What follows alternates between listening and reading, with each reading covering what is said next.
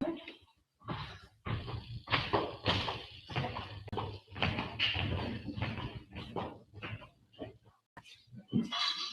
meeting to order. Look for the approval agenda for June 6th, 2022 meeting. Moved by Sherry, second by Debbie. Any questions, comments on it? All in favor of the motion? Motion is carried. Any conflicts of tuner interest or the general nature thereof? Showing none. Like approval of the minutes of May 16th, 2022 Sawmill Breaker Council meeting. Moved by Doug, second by Linda. Any questions, comments on that? The minutes of May 16th. The different meeting, Brian? Sorry? The second meeting? Or that's just printed for you? This is right, okay, enough, okay. All in favor of the motion? Motion carried, thank you. The bylaws and resolutions of county lands and land acquisition road allows compensation. Go ahead, Jason. Thank you, Reed Smith.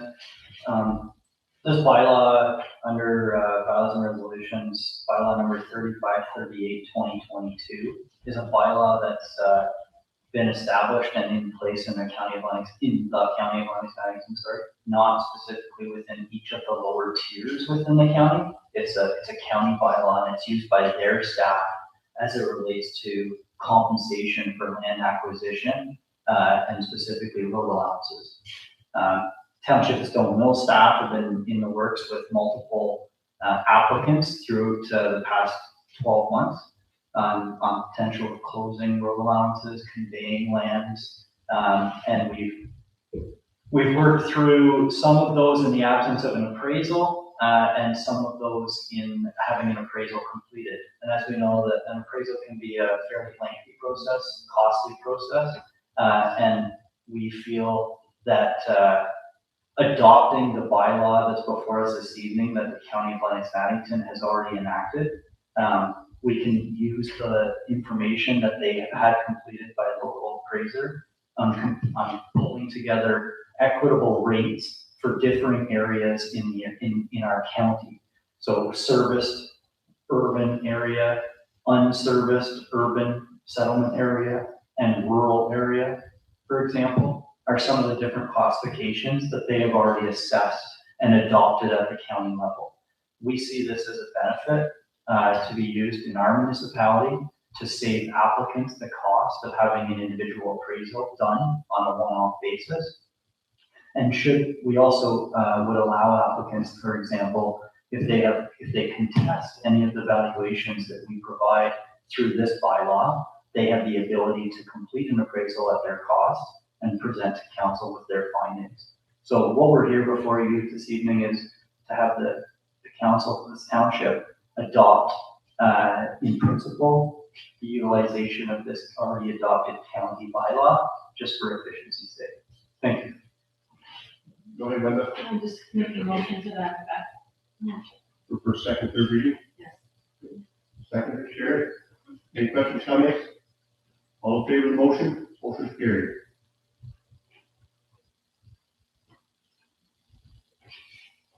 Okay, we'll go to Jason's hand again, and road closing request for Henderson. Thank you, Reed Smith.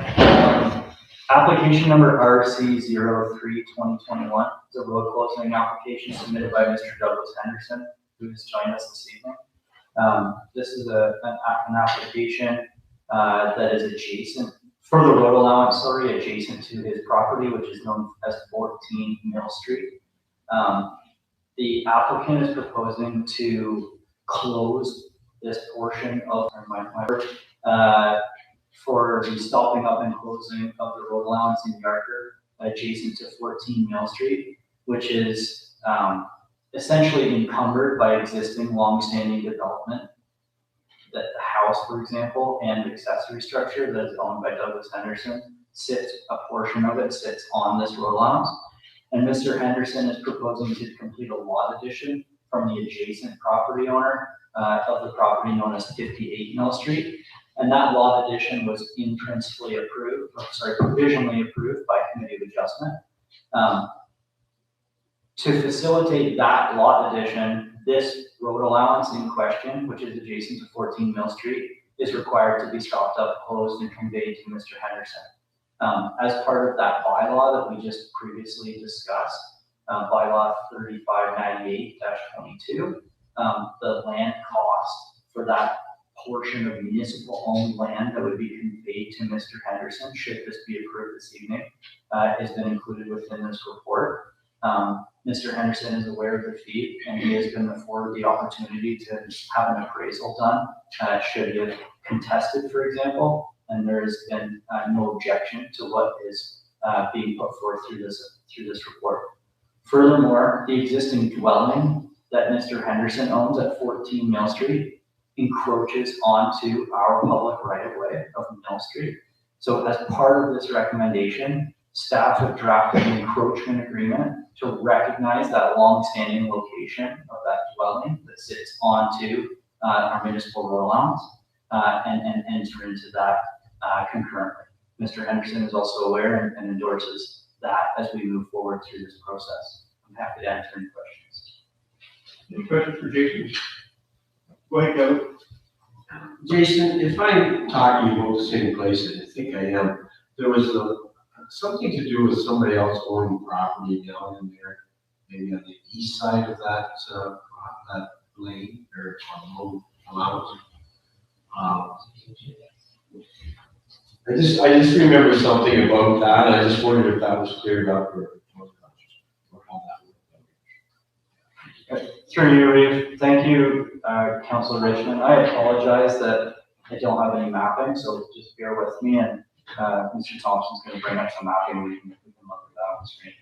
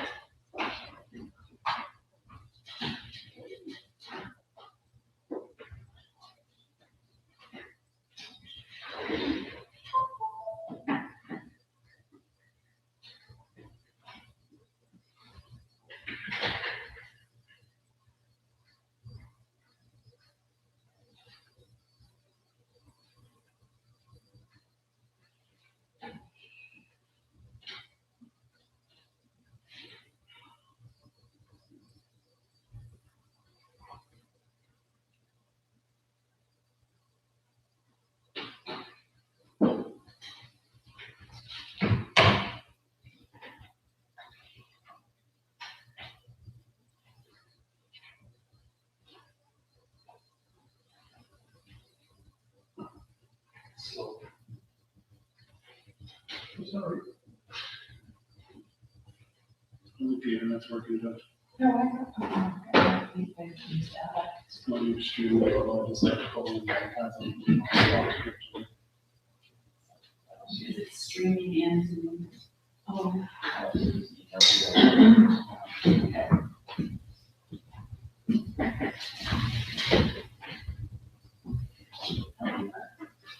Sorry. I just,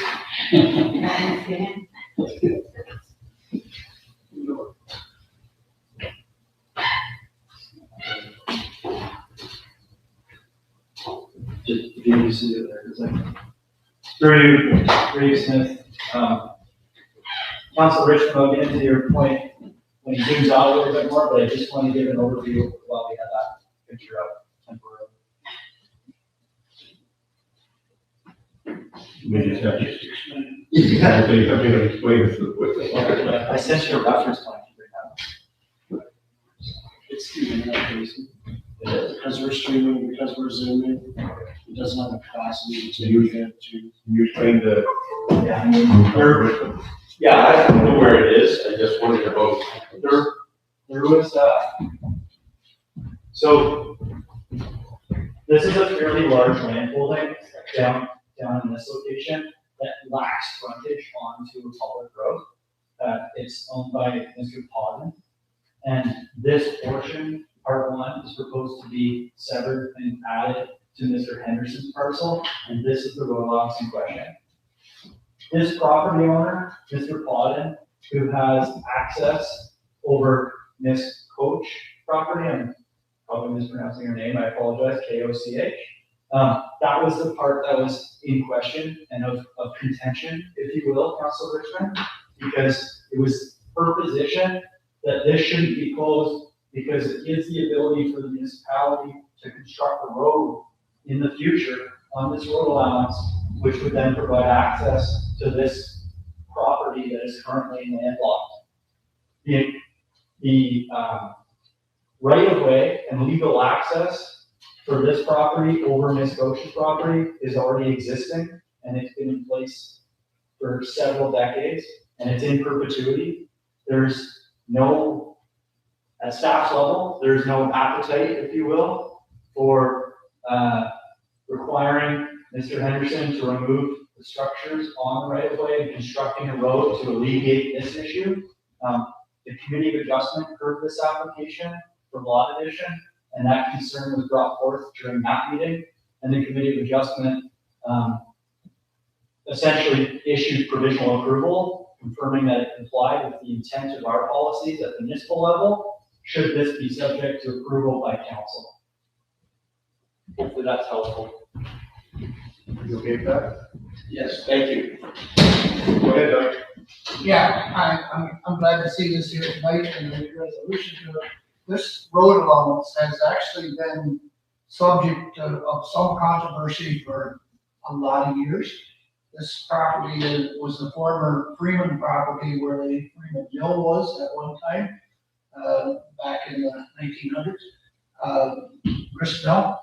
And the buildings in question have been there probably the better part of 100 years on this road allowance. I mean, this isn't something new, this encroaching.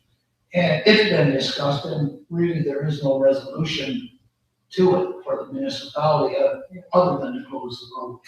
And I think it's probably the property has been well cleaned up in the last few years compared to where it was a number of years ago.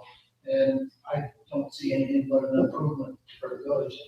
And I think we should endorse it. I would move that we would. Move, mover, second, by Kevin. I said that. Okay, we'll do a second, then we'll do second too. Sure. Okay, go ahead, Kevin, any comment? Yeah, just one question to Jason. There's a property right at the corner lot there. I believe there's a house that's there. Right. Yeah, they know all about this and everything. Through Reed Smith, that's correct. The adjacent property owner has provided written confirmation to municipal staff that they fully support the closing of this, and they do not wish to purchase or be involved in the portion of road allowance that abuts their parcel. They're supportive of Mr. Henderson purchasing, if you will, the entirety of that. Great, thank you. Any more questions or comments? Go ahead, Linda. Just, can you close off that last discussion you had about Mrs. Koch? This is gonna affect, or will it affect anything with her? Like, with Mr. Powden still wanting access to her property right away? Through you, Reed Smith, just to conclude that comment, this application, in the opinion of staff, is that it's not going to affect negatively what the existing arrangement is between Mrs. Koch and Mr. Podden. That's a legal agreement that those two properties are already entered into with respect to gaining access to Mill Street. And by closing this road allowance, that it would ultimately prohibit it from ever being open as a public road and providing access potentially to Mr. Podden's property. However, for reasons that we've discussed with buildings being located on that road allowance already, as well as topography, staff don't envision that as ever being a reality. So it ultimately leaves the access situation for Mr. Podden's property and Ms. Koch's property as an existing situation that would be carrying forward with no change. Okay, any more comments? All in favor of the motion? Motion is carried.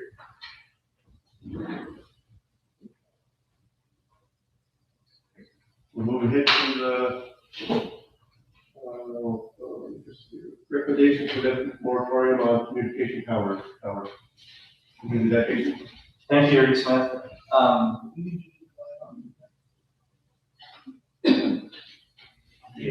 Yeah, sorry. Sorry, go ahead.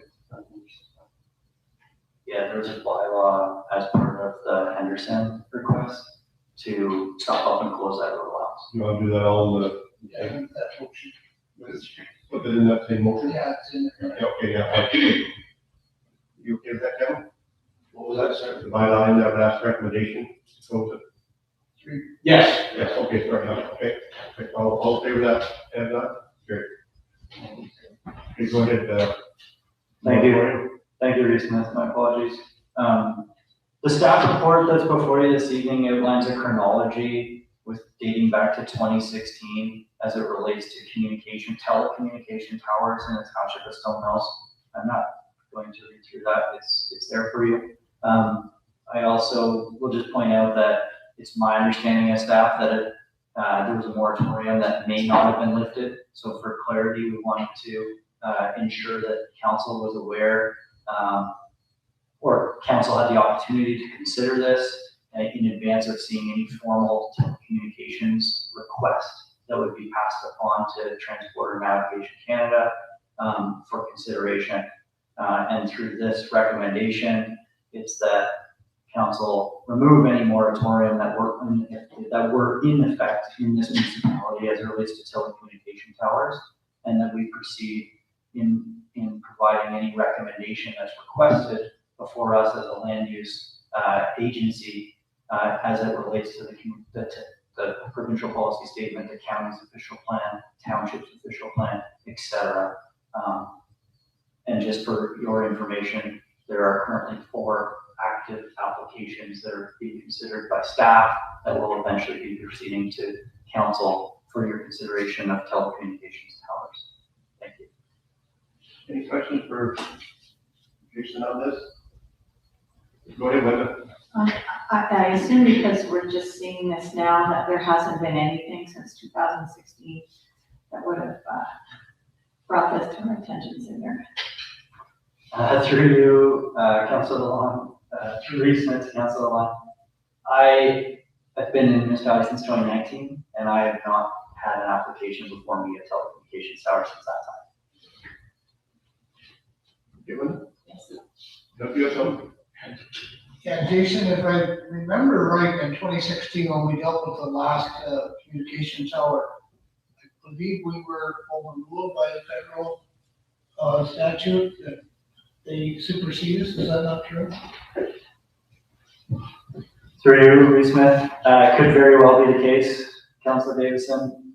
It's my understanding that the corporation of Stone Mills and any lower tier or municipality in Ontario doesn't provide ultimate approval to any telecommunications tower. Any land use regulatory authority, so a local municipality, has the ability to provide input on the potential consideration of a telecommunications tower in any given location, subject to the land use policies and provisions that they have enforced and regulate. That ultimate approval, though, is, and I apologize, but it's either Navigation Canada or Transport Canada making that ultimate decision. So that could very well be the case, Councilor Davidson, 2016. One other point I do want to mention, I forgot, in 2016, it's my understanding that Township adopted essentially a telecommunication policy or a bylaw on public consultation. So the moratorium may not have been lifted at that time inadvertently, but the bylaw on how neighbors and the public was to be notified of such a proposal, that was passed and adopted and is currently in full effect. Good. Anybody else? Okay, Kevin. So Jason, we're looking to lift the moratorium, and you have 4 towers being looked at right now within Stone Mills. And if we didn't lift it, then they couldn't build them, or I think that sort of relates to what Doug just asked. But I'm wondering if we lift the moratorium, are we leaving a mess for the next council? Because we get into quite a battle over these towers, and Yeah, we had quite a fight over it, so I just wondered where we're headed here. Councilor Richmond, it's a really good question, and my opinion would be that if you did not lift the moratorium, you would be putting a more difficult onus on future council than if you did. It's my understanding, and again, I'm speaking to this through minutes as opposed to being here in 2016, that this council passed a new bylaw at the time as to how they wanted to notify neighbors and residents and their public ratepayers of what may be proposed and what may be approved by Industry Canada as it relates to telecommunications towers. That was successfully done and is currently in effect. If an applicant came forward and followed that bylaw and did all of the notification as required and received no objection in any meeting that they held as it relates to what they're obligated to do through that public notification period, it would be my guesstimate that they would present all of that information to Industry Canada and confirm that they don't have the endorsement of the local municipality, but they have followed all the rules of the municipality and they have no objection from any ratepayer in the municipality. And essentially the municipality is not there at the table as a commenting agency because they're reluctant to, based on having a moratorium in effect. By removing a moratorium and abiding by or requiring an applicant to abide by the bylaw that is in effect with respect to consultation, it allows the opportunity for the council of this township to be at the table, if you will, in an endorsement or a non-endorsement to a potential tower with an applicant at Industry Canada for the consideration of approval. Thank you. Anybody else? We have a recommendation in front of us. Moved by Kevin, seconded by Sherry. Any more questions, comments? All in favor of the motion? Motion carried. We move on to manager of finance, draft financial statement and audit findings report.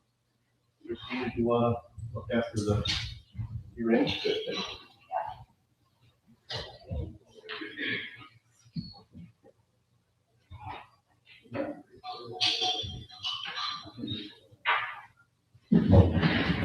Today we have with us Lori Cooper and Caitlin Cox, and they will be doing a presentation of the audit findings and an audit statement. I believe Lori will be speaking first, and I'll turn it over to you ladies.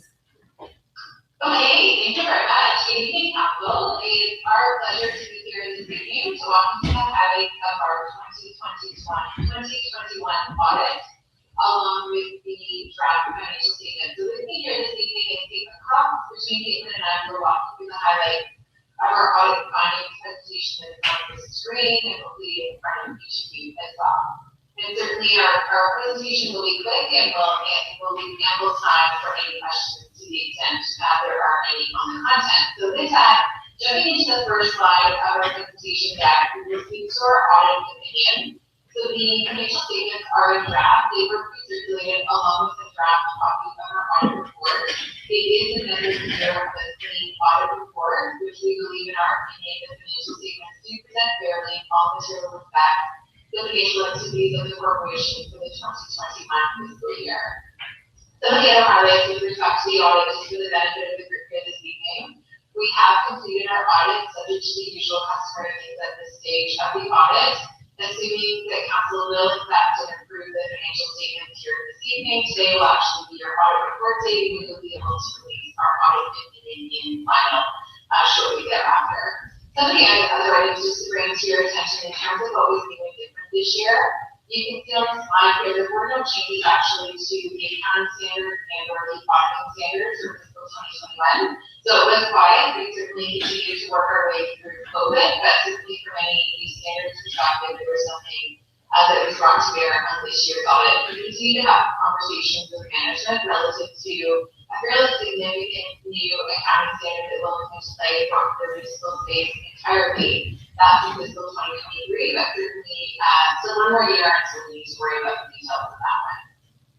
So the next slide speaks to some of the areas of focus. And certainly our areas of focus have consistently focused on areas related to measurement uncertainty, any areas where there are estimates in the financial statements in terms of the use of either management experts, be it landfill pieces and or actuaries related to the employee benefit liability.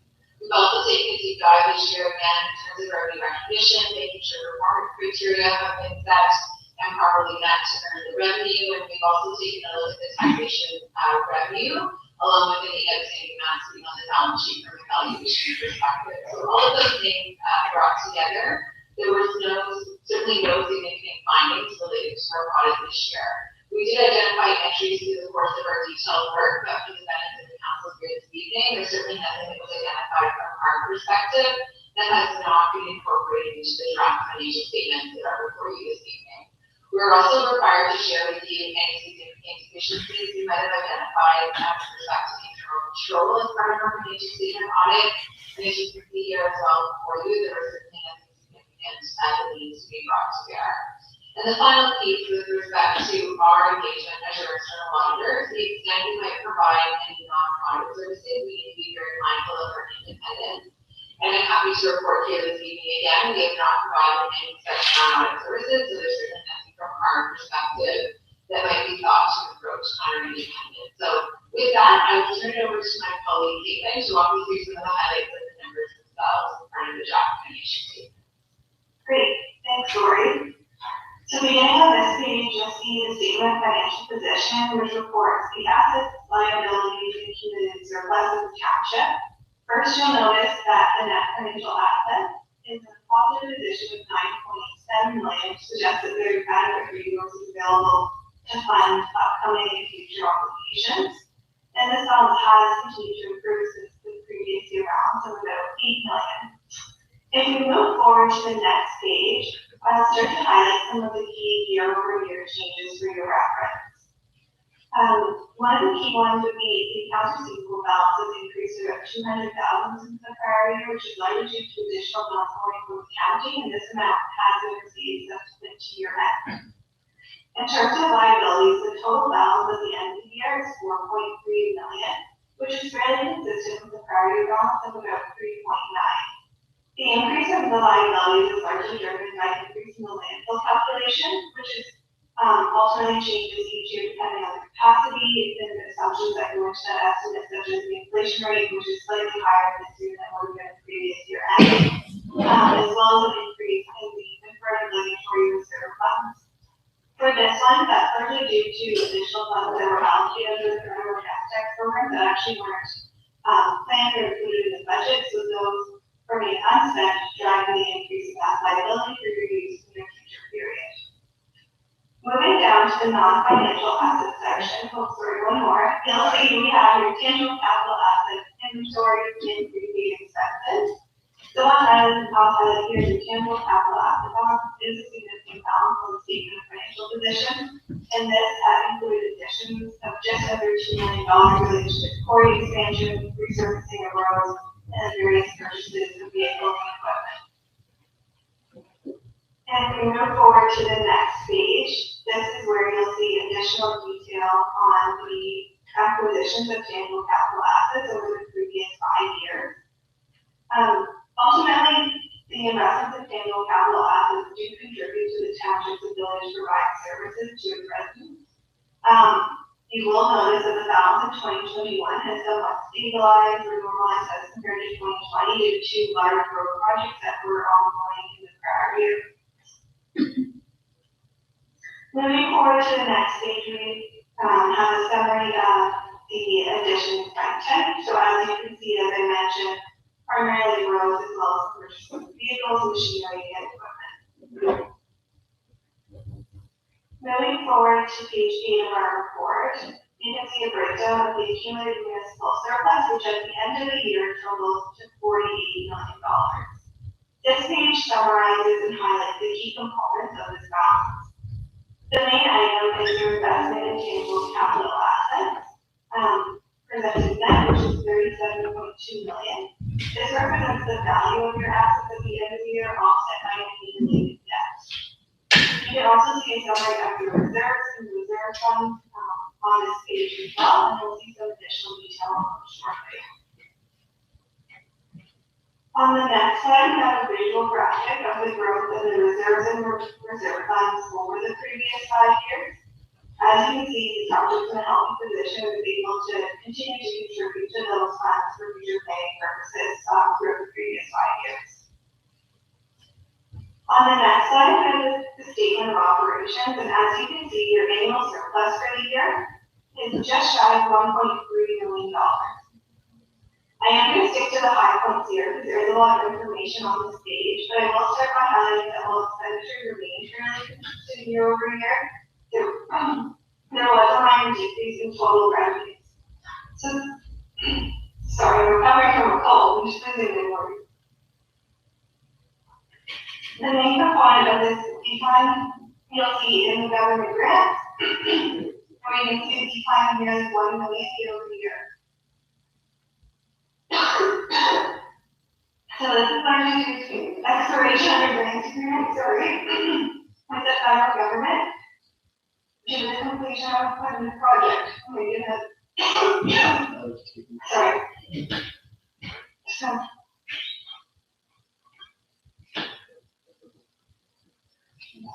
So project is complete, which results in a reduction of funding of $750,000 from the federal government due to the completion of this project. And in addition, in the prior year, there was one-time funding of about $200,000 for COVID revenue, which was included in grant revenues in the prior year and isn't in the current year.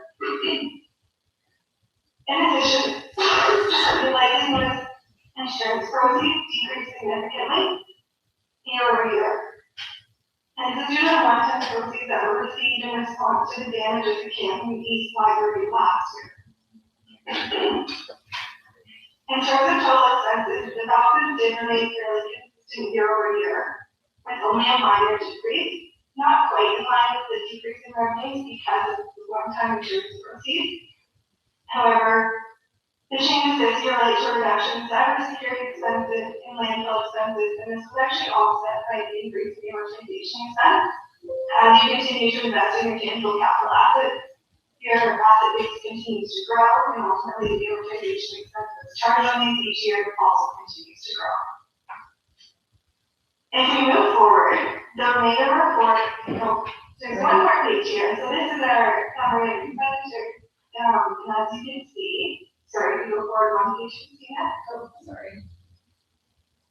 Summary of expenditures by type. As you can see here, we'll get into additional detail shortly. The main component being the transportation expenses, which is fairly common in terms of all the road work you do with the county. And we continue forward, this is where we get into some of the exciting components of our report, which is the comparative analysis with other municipalities. And as you can see on the next page, we've listed the 5 municipalities that we did do our benchmark analysis against in the current year. And we all, as always, we try to select some similar sized municipalities to ensure we're providing comparable information year over year. And if we go to the next slide, this is where you can see the percentage expenses by segment, and I realize this is likely fairly small on your screen for you today, so I think I can highlight the key items. Stone Mills will always be the first column on the left for you, with the barriers moving forward. The one item that jumps out here is you can see that Stone Mills has about 60% of their expenses in transportation. There are some comparables in the 50%, but generally it's more in the 30% range. And as I kind of just alluded to, this does relate to the services that are provided with the county and then subsequently covered. I would say with the exception of this one item, the township is in a fairly comparable position with other municipalities. And if we move forward to the next slide, it will look fairly similar, and this is the expenses by type. So it shows amortization, contracted services, materials, and those sorts of items. Really, there is pretty great stability in the township compared to your municipality. The few items I would highlight would be that the township does have limited external debt. So you'll see compared to others, the interest on external debt is fairly small. And then the contracted services are quite large, and that's for the exact same reason as we highlight for transportation, it relates to those services that are provided in the county. If we move to the next slide, this demonstrates the taxation per household. As you can see, the thumbnails on the left hand is extremely steady with the other municipalities, with one anomaly in item 2, and actually I'll highlight one item that kind of correlates to this shortly. Moving forward, we now have the taxation of the percentage of assessed values, and once again, there's nothing really to highlight here. This shows that the township is extremely consistent with others in terms of where taxation related as compared to the assessed values. And if we move forward to the next page, this shows the net financial position, and as you can see here, it's almost at a fairly strong position compared to its peers, which is largely due to limited external debt and financing arrangements. If we move forward once more, this is the last one we have here, and this is where I wanted to connect in the pieces that I kind of highlighted with the one municipality that has higher taxation than others. If I look at this, Stone Mills is actually in a fairly healthy position. It's been fairly consistent year over year with peers in terms of what's within its reserves, reserve funds, and obligatory reserve funds. The key component is that I will highlight is that the pink, so the largest one is the reserves balance here. And that ultimately brings us to the end of our report. I realize that's lots of information, so we're happy to pause here and do our best to answer any questions you have. Can you hear me? Yep, can you hear our lead? Can you hear me? We can hear, yeah. Okay, good enough, thank you. I'm just gonna go to the table. Anybody got any questions? For the ladies? Actually, Christina, we couldn't hear the question. You just wanted to know if anybody around the table had any questions. Go ahead, Councilor Davidson. Yeah, I have one question. You made reference to the large percentage in roads there, and I wondered if you, in your comparisons, you checked the road mileage of the municipalities. I know we're blessed with a lot of road miles in our municipality, which require a lot of maintenance.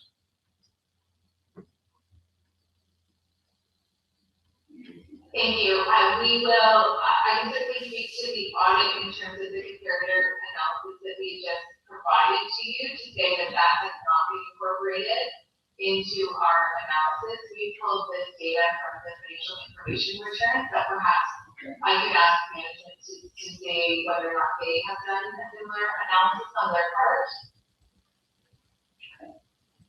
Anybody else have any questions? Go ahead, Linda. Yes, I'm just wondering, I can understand the taxation per household slide. I don't know what taxation as a percentage of assessed value means. What's the difference between those two slides? Caitlin, do you want to articulate the difference? All right, I'm struggling to get here. So Councillor Lalonde is wanting to know what the difference between the two slides for the assessment and taxation per household is. Okay, yeah, so I think the difference here would be says your taxation revenue as a percentage of assessed values on the one side, with your assessed value essentially being the market value that was determined for the underlying properties. When we look at taxation as a percentage of, or taxation per household, it's ultimately a taxation revenue for the year divided by the number of households that you have. So they are, well, you do get similar results, I would say, either way. They are slightly different measures. Does that help answer the question? Yes, thank you. Anybody else? I guess there's no more questions, comments. I guess, from your report, we're not too bad off, I guess. I don't think they can hear you, Lisa. Okay, I guess, can you hear me now?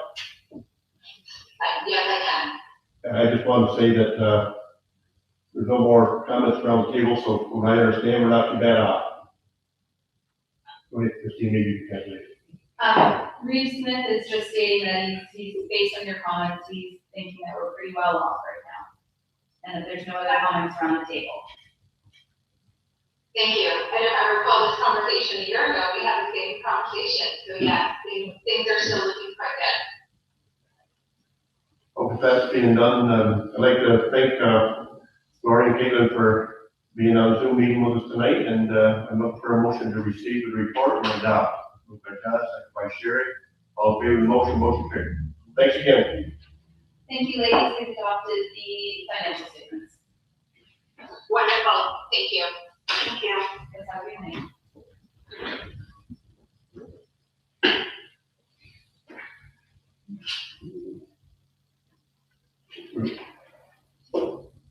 We're gonna move to Manager of Public Works and Emergency Services.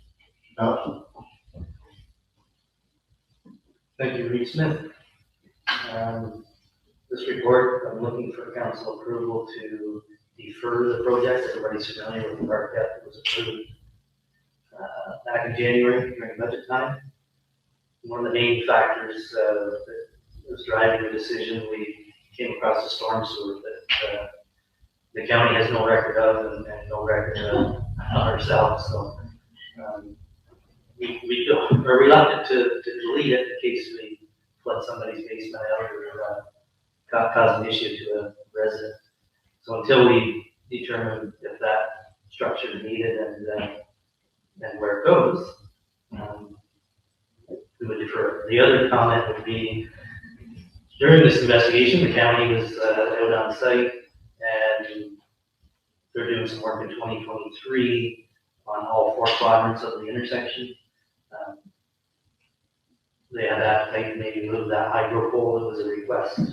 And I think one of the comments originally during the park process, and they would move that pole and improve the radius on that intersection. So if we put a parkette in and to grade to what's existing, I'm afraid that they won't match for the future construction. Was everybody able to understand the mapping? Any questions with that, where things are located?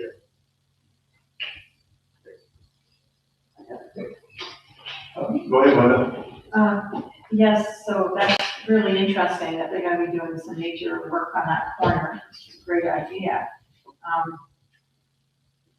Do you have an understanding of how major that work is gonna be? Like, is it going to really change what we're hoping to do there? I picture a roundabout there. Roundabout would be nice. Not very good for an EDR road for transport. But, I can see the radius maybe coming back into this corner of that parkette by 1 to 2 meters, improving the radius of that corner. The one adjacent to that, it's I think a 10 or 12 meter radius now. So it would be a similar radius as where the park is now, where the parking lot. And any elevations, I mean, their elevations, they're doing accessibility crossings. So with that pole removed, we can do an actual, to code accessibility crossing into the park. Thank you. Anybody have any questions, comments? Go ahead, John. Yes, thank you. How did this storm sewer get discovered? Wow. We had bell locates completed 2 weeks ago, so we went down to lay it out shortly after that, and I thought maybe it was the hydro or bell vault buried in between the curb and the sidewalk. So when we actually pulled the lid, it's an old stone in place box culvert with the 600 that goes across the road, and directly where McGormick's gas pumps are. And they never ran into anything, and nobody knows. We'll have to have a camera for sure. And their subdrain for the county on County Road 1 actually goes into this system. So, and then as far as we can look, it goes back underneath our parquet on the eastern side. Interesting. And Do you know where it outlets, or does it presumably join in with some other sewer? No idea. I thought maybe one time it might be part of draining the back of the old school. Yeah. And to the river, but we walked down to the river and couldn't see anything. There's nothing in the county systems either, so. Oh, I like a mystery. Yeah. Thank you. Go ahead, Kevin. I just want to say it's too bad to see it put off. Would be nice to see it this summer. But having said that, it's good we're looking ahead. There's nothing worse than spending a whole lot of money and then turn around the next year, come tear it all up. So I'm glad that you're looking ahead on it, Jeff, or the county is too. And, rather than trying to do it twice and spend money, it's a shame to do that. So it's good we're doing it. One other item I had listed in the report was to do the fence on the south side of that property. So it was already in the plan, so it's a privacy fence that we can install this year and not have to worry about removing it next year. And also putting the few picnic tables in there that people can sit at for the summer, and creating a sign with this plan on the sign for future site. Go ahead, Kevin. Yeah, Jeff, just if they cut that back more than what you think or what they even think right now, maybe. I'm just wondering if, is it cutting it too short, like gonna make it too small? Is there an opportunity to go across from on the west south corner where the parking lot is now and do something there? I'm just, when you're saying they're gonna redo the corner, I'm a little concerned that if they take it back too far, it's gonna knock it down to, you're not gonna move to put a whole lot in there. If there's any thought to that. Until we actually go and do some layout and put it into the CAD, I don't think you'll notice a whole difference. I'm looking at that number 19 on the sketch. We may not be in that far with the ratings by the time you do the sidewalk and But it's not. the brickwork, yeah. Thank you. Any more questions? Now, we have a recommendation from Carlos, moved by Doug, second by Sherry. All in favor of the motion? Motion carried.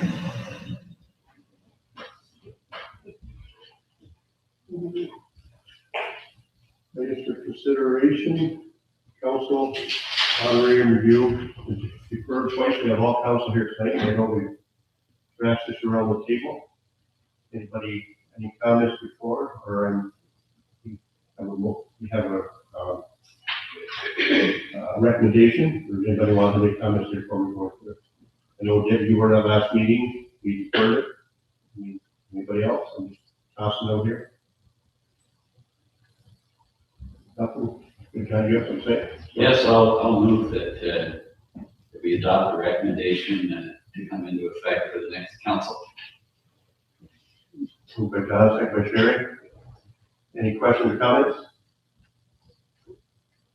I guess I'm gonna say a couple things here, said a couple things before, but I think all along this council has respected anybody in the municipality, bring their wages up to par, and I don't think we've turned anybody down. And I think this is disrespect of this council to work for the wages everybody else is making, and that don't reflect on what everybody else is doing in this municipality. With that being said, I'm gonna, go ahead, David. Call for recording, please.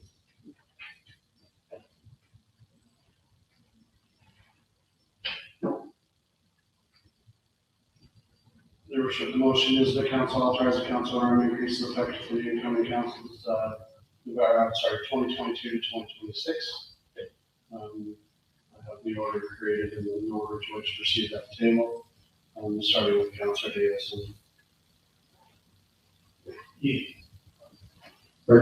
Yeah. Okay. Councilor Thompson, No.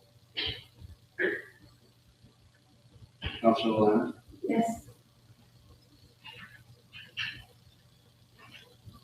Mayor Smith, Oh, Deputy Bott, Yes. Councilor Williams, Yes. Councilor Richmond. No.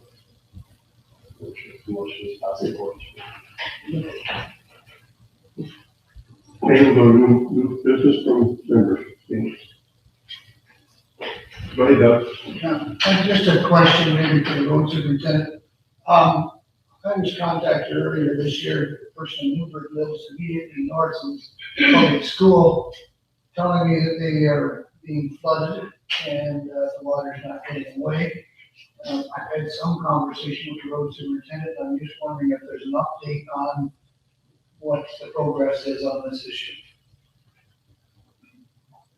Review Smith, I guess it was last week, I spoke with school board staff. They're planning an outdoor classroom in the back of the school. And they approached the property owner, or I believe they've talked to the property owner, that they're gonna install drainage between the back of the school through their parking lot, rather than going onto the neighbors. And then they'll go through their parking lot and on into our storm system. Right now, the runoff from the school affects the property, so it's kind of private between the school board and the property owner. Thank you. Anybody else have any new business statements? Yeah. No.